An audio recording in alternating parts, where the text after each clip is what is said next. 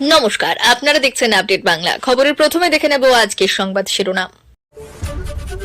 শেষমেশ শওকতকে নিয়ে বড় পদক্ষেপ, কাজটা করেই ফেললেন আরাবুল। বাদ মমতা অভিষেকের শুভেচ্ছা বার্তা ঘিরে তোলপাড় রাজ্য রাজনীতি। 25-এর শুরুতে টার্গেট 26, কেন্দ্রীয় বঞ্চনা নিয়ে সুর চড়াবে তৃণমূল, জোরদার প্রচার কর্মসূচি। মুকুট পরে নেই কেষ্টভূমির রাজা বদল কাজল, শিরে উঠল সেই রৌপ্য শিরোপা, শুনে কি বললেন অনুব্রত। 2025 সালের শুরুতেই দ্বিগুণ হচ্ছে লক্ষ্যের ভান্ডারে টাকা, নববর্ষের শুরুতে কি জানালেন মুখ্যমন্ত্রী। বিজেপিকে হারাতে সন্দেশখালীর ভাইরাল ভিডিও বানিয়েছিল আইপ্যাক, বিস্ফোরক শুভেন্দু। অবশেষে ডিএ নিয়ে বড় ঘোষণা মুখ্যমন্ত্রীর, কত শতাংশ বাড়ছে রাজ্য সরকারি কর্মীদের বেতন। তৃণমূলের প্রতিষ্ঠা দিবসে ইঙ্গিতপূর্ণ মন্তব্য ফিরহাদের। কৃষক বন্ধু প্রকল্প নিয়ে বড় ঘোষণা সরকারের। আসছে বিস্তারিত খবরে। ঝামেলা চলছিলই, তবে বুধবার যেন তা পৌঁছল চরমে। নিজের গড়ে আক্রান্ত হয়েছিলেন ভাঙড়ের তাজা নেতা আরাবুল ইসলাম।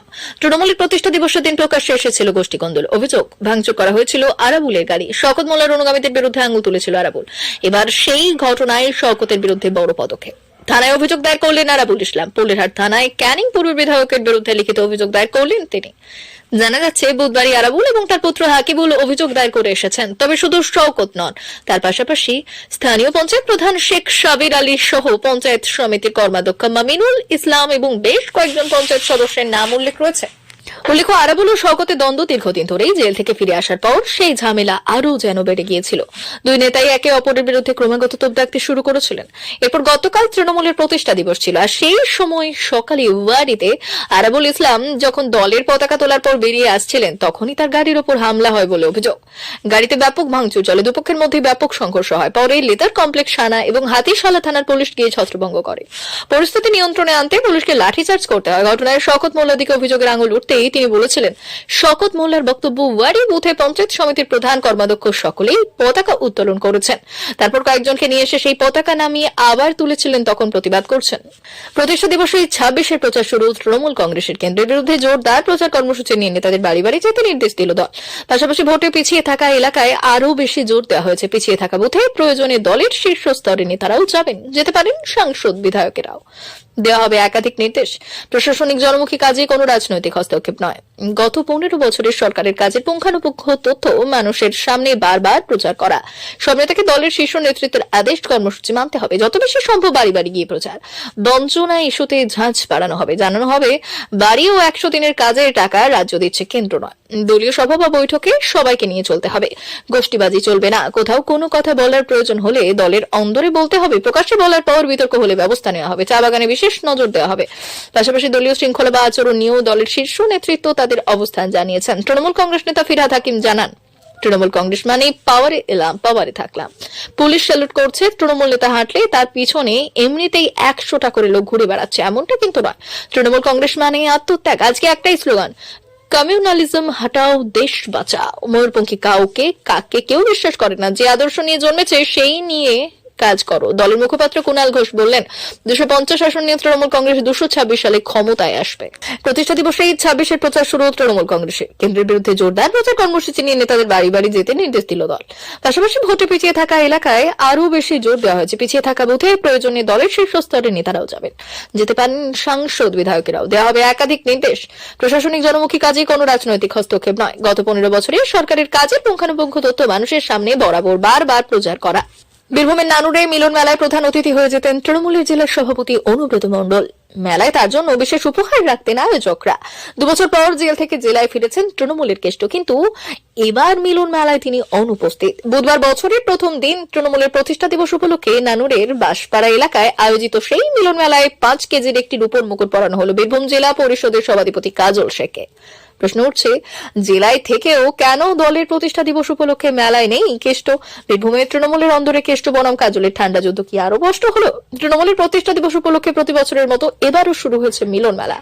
আগে 10 দিন হতো ওই মেলা, এবার 7 দিনের মেলার আয়োজন করা হয়েছে। মেলায় বিভিন্ন সাংস্কৃতিক অনুষ্ঠানও রয়েছে। সেখানে নানা অনুষ্ঠানের মাধ্যমে রাজ্য সরকারের বিভিন্ন উন্নয়নের কথা তুলে ধরা হবে। বুধবার ওই মেলার উদ্বোধনী অনুষ্ঠানে প্রধান অতিথি ছিলেন কাজল। যেভাবে কেষ্টর মাথায় কখনো রূপোর মুকুট, কখনো হাতের উপরই তলোয়ার তুলে দেওয়া হতো, সেই রকম ভাবেই কাজলের মাথায় পরানো হলো একটি মুকুট। তৃণমূল সূত্রে খবর, ওই মুকুটটিও রূপোর। ওজন প্রায় 5 কিলোগ্রাম, দাম পড়েছে প্রায় 4,52,000 টাকা। বীরভূমের রাজনীতিতে কাজল বনাম অনুব্রত দ্বন্দ্ব তৃণমূল শীর্ষ নেতৃত্বের কাছে সুবিদিত। গত কয়েক মাসে সেই দ্বৈরথ বারবার প্রকাশ্যে এসেছে। প্রকাশ্যে দুই নেতা পরস্পরকে সম্মান জানানো।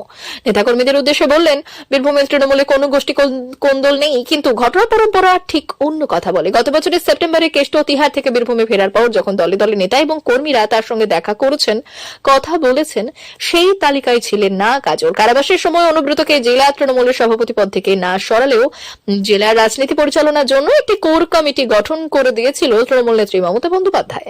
সেই কমিটি এতদিন বীরভূমের সাংগঠনিক কার্যক্রম দেখার পাশাপাশি পঞ্চায়েত এবং লোকসভা ভোট পরিচালনারও কাজ করেছে। অনুব্রতকে ছাড়াই কোর কমিটির নেতারা ওই দুটি ভোটে বীরভূমের তৃণমূলের আধিপত্য বজায় রেখেছে। বস্তুত লোকসভা ভোটে 2019 সালে চেয়ে জয়ের ব্যবধান বেড়েছে তৃণমূলের দুই সাংসদে। তাই বীরভূমের রাজনীতিতে অনুব্রত নিজের পুরনো জায়গা ফিরে পাবেন কিনা তাই নিয়ে সন্দিহান অনেকে। অনুব্রতকে ওই কোর কমিটিতে জায়গা দেওয়ার প্রেক্ষিতে নাম না করে একই প্রশ্ন তোলেন কাজল। সোমবার তার মাথায় মুকুট ওঠা নিয়ে কাজল বললেন, এই এলাকার আমি জনপ্রতিনিধি, এখান থেকেই আমি জেলা পরিষদের সদস্য হয়েছি, জেলা সভাপতি হয়েছি। আর স্বাভাবিকভাবেই কর্মীদের কাছে সেটা গর্বের এবং আবেগের বিষয়। আর সেখান থেকে তারা আমায় উপহার দিয়েছেন, আমিও গ্রহণও করেছি। অনুব্রত মেলায় কেন অনুপস্থিত তা নিয়ে জেলা তৃণমূলের কেউ মুখ খোলেনি। মিলন মেলায় কাজলের শিরোপা প্রাপ্তি নিয়ে কেষ্টকে প্রশ্ন করা হলে গম্ভীর গলায় তিনি বললেন, শুনলাম, কি বলবো, আমার কিচ্ছু বলার নেই।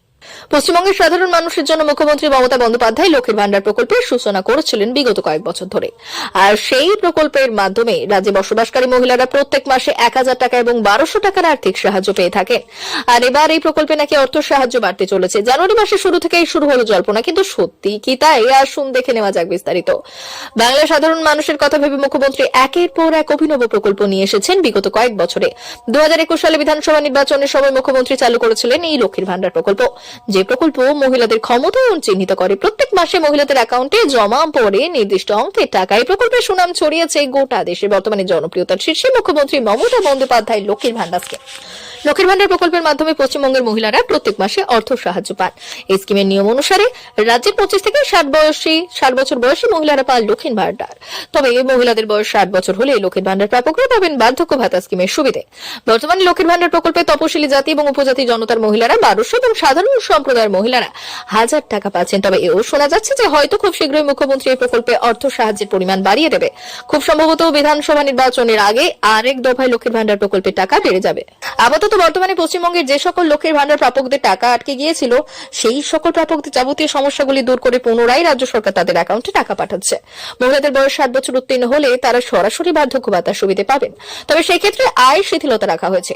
আবার এও জানা যাচ্ছে পশ্চিমবঙ্গের সরকারি লক্ষ্মীর ভান্ডার প্রকল্পে কিছুদিনের মধ্যেই টাকার পরিমাণ বাড়তে পারে। তবে এখনো সরকারের তরফে কোনো ঘোষণা করা হয়নি। হয়তো খুব শীঘ্রই সেই ঘোষণা শোনা যাবে।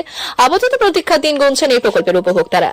সোমবার সন্দেশখালী সভা থেকে বিজেপিকে আক্রমণ করেছিলেন মমতা বন্দ্যোপাধ্যায়। আর মঙ্গলবার সন্দেশখালীতেই সভা করে পাল্টা জবাব দিলেন শুভেন্দু অধিকারী। বললেন, আইপ্যাককে দিয়ে ফেক ভিডিও বাজারে ছড়িয়েছে। রেখাপাত্রকে হারানোর জন্য, বিজেপিকে হারানোর জন্য সে সন্দেশখালীতে দাঁড়িয়ে সোমবার বিজেপিকে আক্রমণ করেছিলেন মমতা বন্দ্যোপাধ্যায়। মঙ্গলবার সেই সন্দেশখালীতেই পাল্টা সভা করলেন, আক্রমণ ফিরিয়ে দিলেন শুভেন্দু অধিকারী। বছরের শুরুতে সন্দেশখালীতে গুচ্ছ গুচ্ছ অভিযোগ উঠেছিল শেখ শাহজাহান, শিবু হাজরা, উত্তম সর্দারের মতো তৃণমূল নেতাদের বিরুদ্ধে। তা নিয়ে ক্ষোভ উগরে দিয়েছিলেন সেখানকার বাসিন্দারা। দিনের পর দিন চলেছিল আন্দোলন। এরপর আবার তৃণমূল একটি ভাইরাল ভিডিও সামনে আনে, আর যেখানে শুভেন্দু অধিকারীর নাম শোনা যায়, ভাইরাল ভিডিওতে রাজ্যের বিরোধী দলনেতার নামে নানা রকম অভিযোগও শোনা গিয়েছিল। আর সেই ভিডিওর সত্যতা যদিও যাচাই করেনি আমাদের সংবাদ মাধ্যম, তাও তাতে শুভেন্দুর বিরুদ্ধে উঠেছিল মারাত্মক সব অভিযোগ, যা কার্যত সন্দেশখালী আন্দোলনের স্বচ্ছতা নিয়ে তুলে দেয় প্রশ্ন। সন্দেশখালী আন্দোলনের শাসক দল যেভাবে কোণঠাসা হচ্ছিল, তাতে ভোটের মুখে এই ভিডিও তৃণমূলকে অনেকটাই অক্সিজেন জুগিয়েছিল তো বটেই। এই প্রেক্ষাপটে সোমবার সন্দেশখালীতে দাঁড়িয়ে বিজেপির বিরুদ্ধে সরব হন মমতা বন্দ্যোপাধ্যায়। বললেন, বিজেপি চক্রান্ত তো আপনারা জানেন, ওদের অনেক টাকা আছে। রামকৃষ্ণ পরমহংস বলতেন, ওরে টাকা মাটি মাটি টাকা, এগুলো মানুষের টাকা নয়, এগুলো হচ্ছে অন্যায় টাকা, বিজেপির টাকায় হাত দেবে না। মঙ্গলবার সন্দেশখালীতে দাঁড়িয়ে সেই আক্রমণের জবাব দিলেন বিরোধী দলনেতা। বললেন, বিজেপি নাকি কালো টাকা ছড়িয়েছে, সব নাকি ফাঁস হয়ে গেছে। ভোটের সময় আইপ্যাকের কটা চোরকে দিয়ে পুলিশের সাহায্যে সন্দেশখালী দ্বীপে থাকা সহজ সরল সাদাসিধে মানুষগুলোকে ঠকিয়ে স্ট্রিং অপারেশন করে মিথ্যে ফেক ভিডিও বাজারে ছেড়েছিল। রেখাপাত্রকে হারানোর জন্য, বিজেপিকে হারানোর জন্য আপনাদের উপর ভীষণ রাগ। সোমবার মুখ্যমন্ত্রী বলেছিলেন সন্দেশখালীতে যা ঘটেছে তিনি ভুলে গেছেন।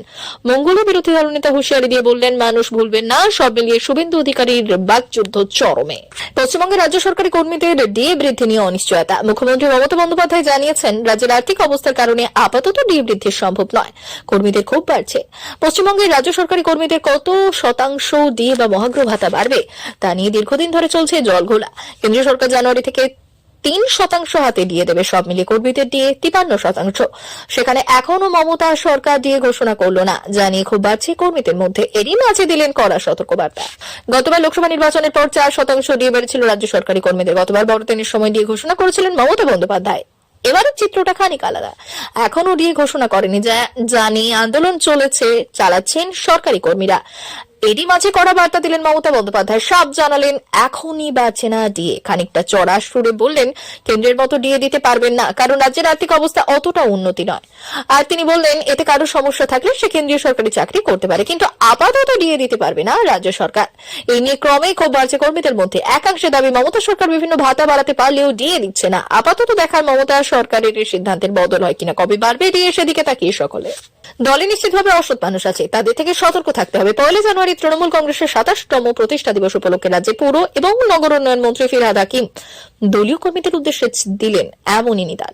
এদিন রাজ্যের শাসক দলের প্রতিষ্ঠা দিবসের বিশেষ অনুষ্ঠানে মানুষের সেবায় ল্যাপটপ, হুইলচেয়ার এবং শ্রবণ যন্ত্র বিতরণ করা হয়। অন্যদিকে প্রতিষ্ঠা দিবসেই ভাঙড়ে দলের অন্দরে উত্তেজনার ঘটনাও সামনে আসে। সেই প্রসঙ্গ উঠতেই ফিরহাদ বললেন তৃণমূল কংগ্রেস ক্ষমতার দম্ভ নয়, এটি মানুষের সেরার জন্য এবং আত্মত্যাগের আদর্শ নিয়ে কাজ করে। অনুষ্ঠানে উপস্থিত হয়ে ফিরহাদ হাকিম বললেন আমরা সর্বধর্মের সমন্বয়ে বিশ্বাস করি। আমার বক্তব্য থেকে একটি লাইন তুলে ধরে আমাকে সাম্প্রদায়িক বলে অপবাদ দেওয়া হয়, কিন্তু ববি হাকিম সাম্প্রদায়িক নয়। আমি হিন্দু এবং মুসলিম সাম্প্রদায়িকতাকে ঘৃণা করি। মৃত্যুর পর আমার দেহ ভারতের মাটিতেই মিশবে। আমি কি ভারতীয় নই? ফিরহাদের সংযোজন দলে অসৎ মানুষ নিশ্চিতভাবে আছে, তাদের থেকে সতর্ক থাকতে হবে। আমাদের নেত্রী মমতা বন্দ্যোপাধ্যায় বলেছেন বাজে লোকেদের এড়িয়ে চলুন এবং ভালো মানুষের পাশে থাকুন। আজ এমন অবস্থা যে শিয়ালদা স্টেশনের ওপর থেকে ঢিল মারলে যাকে লাগবে সেই তৃণমূল। আমাদের সতর্ক হতে হবে। এদিন তিনি নাম না করে বিরোধী দলনেতা শুভেন্দু অধিকারীকে তীব্র কটাক্ষ করলেন। ময়ূরপঙ্খী কাককে কেউ বিশ্বাস করে না। যে আদর্শ নিয়ে জন্মেছ সেই আদর্শ নিয়েই কাজ করো। দলের কর্মীদের উদ্দেশ্য নিয়ে তিনি আরো বললেন আজকের স্লোগান হওয়া উচিত কমিউনালিজম হটাও, দেশ বাঁচাও। দেশের মুক্তির পথ মমতা বন্দ্যোপাধ্যায়ের পথেই রয়েছে। প্রিয় দর্শক, এখনকার মতো খবর এই পর্যন্তই। ধন্যবাদ।